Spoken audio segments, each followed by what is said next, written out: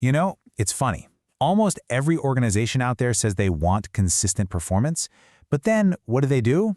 They obsess over the one thing they can't actually control, the final score. Today, we're going to dive into the real architecture of repeatable excellence, and it all starts with this huge shift in focus, from the outcome to the process. So let me ask you, do you do this? The honest answer for most of us is, yeah, of course we do. We're just naturally drawn to that scoreboard, right? The final number, the big win. But here's the thing, that obsession, it's a trap. And it's a trap that keeps so many incredible teams and leaders totally stuck in this awful cycle of volatility and anxiety. We call this the scoreboard trap. Think about it. When your confidence, your stability, your whole identity as a team is tied to an outcome you don't fully control, well, what happens? You get fragile. One bad result, and suddenly there's panic. A good result, maybe a false sense of security. You're not really leading anymore, you're just reacting to the last thing that happened. But the truly great teams, the most resilient ones, they operate on a totally different level. They get this fundamental truth. You don't chase results. You build a process. A process so strong, so consistent that the right results just happen. They become inevitable. That is the paradigm shift we're talking about today. And this visual here just lays it out perfectly. See that foundation? That's the process. Those are your daily, controllable actions. That foundation directly supports your performance, your standards of execution. And only then, way up at the top, do you get the outcome. But here's the absolute key. The only part of this pyramid you have direct 100% control over is that foundation, the process. Okay, so let's get a little more specific. There are really three types of goals here. First, you've got your outcome goal. That's the big one, right? Winning the championship. Then, you've got performance goals.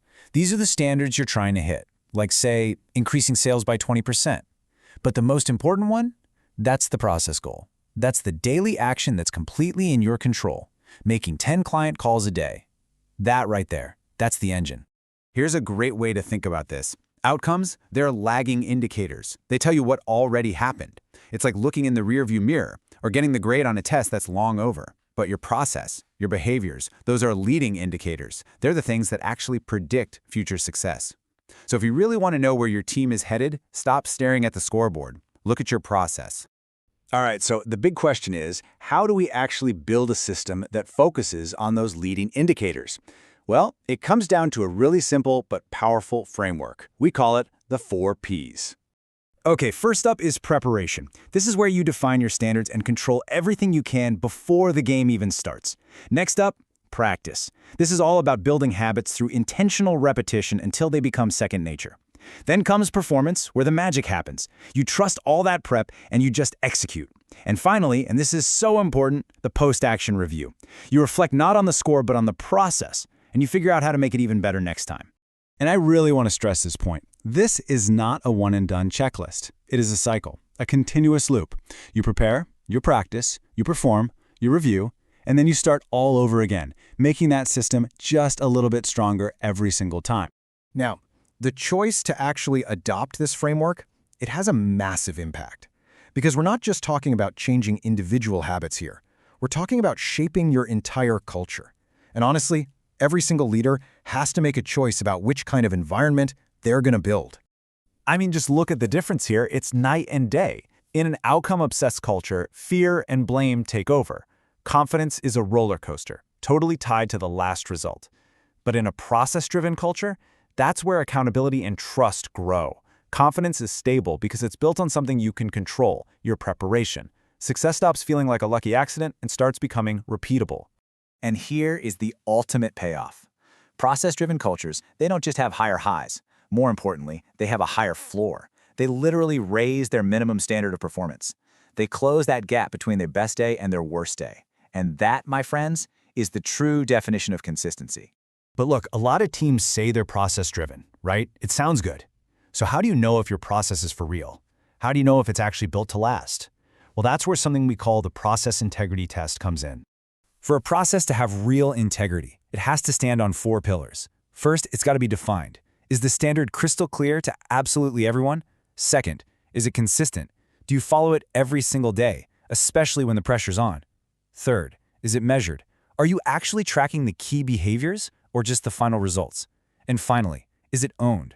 Does the entire team feel a sense of shared accountability for it? This radar chart is a fantastic way to visualize this. You just score your team on each of those 4 pillars. If you get a nice, balanced, wide shape like this one, you've got a really strong, resilient process.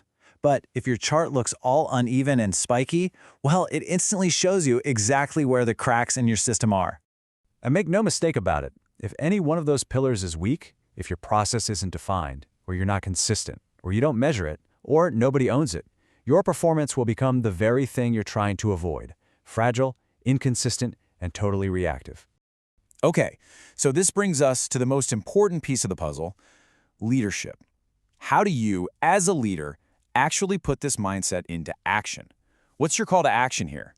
Well, you can start by asking yourself this really tough question.